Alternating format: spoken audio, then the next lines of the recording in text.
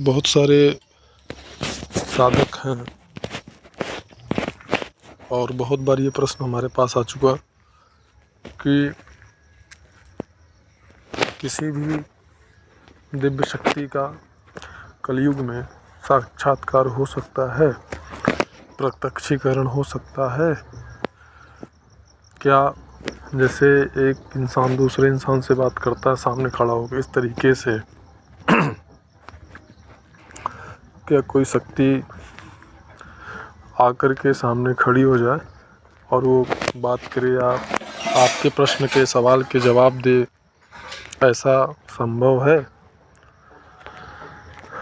तो मैं यहाँ पे ये कहना चाहूँगा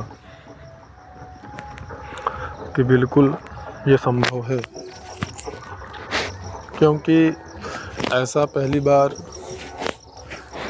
नहीं होगा, यह बहुत बार पृथ्वी पर हो चुका है। अगर संबंधित शक्ति से प्रत्यक्ष उनके दर्शन की महत्वाकांक्षा या मनोकामना आपकी है कि आप उनके प्रत्यक्ष दर्शन करें, तो ये बिल्कुल संभव है। अब वो शक्ति चाहे वायु तत्व से संबंधित हो, अग्नि तत्व से संबंधित हो या आकाश तत्व से संबंधित हो,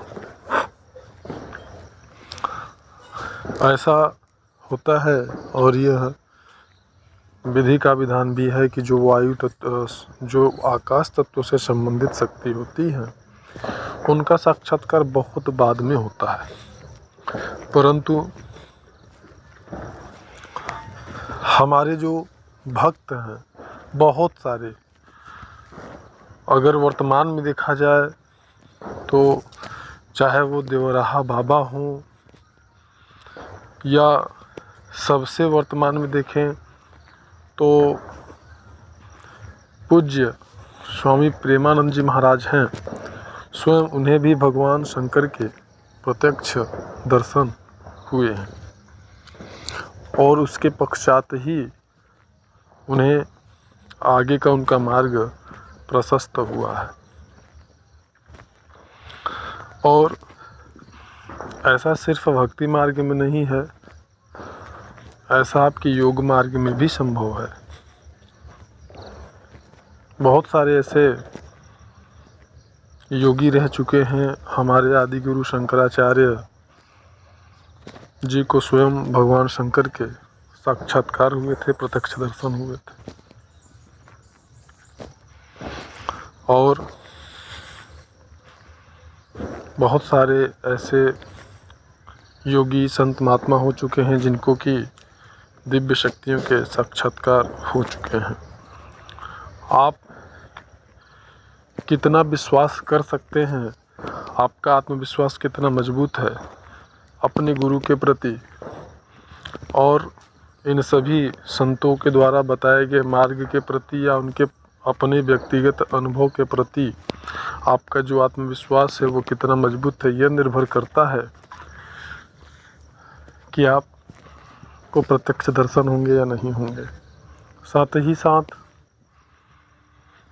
आपका जो कठोर साधना है, आपकी जो लगन है, मेहनत है, परिश्रम है, वो भी महत्वपूर्ण उसका स्थान होता है। महत्वपूर्ण वो कारण होता है कि आपको प्रत्यक्ष दर्शन होंगे या नहीं होंगे।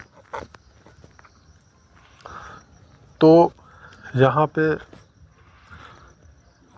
ये समझना अनिवार्य है।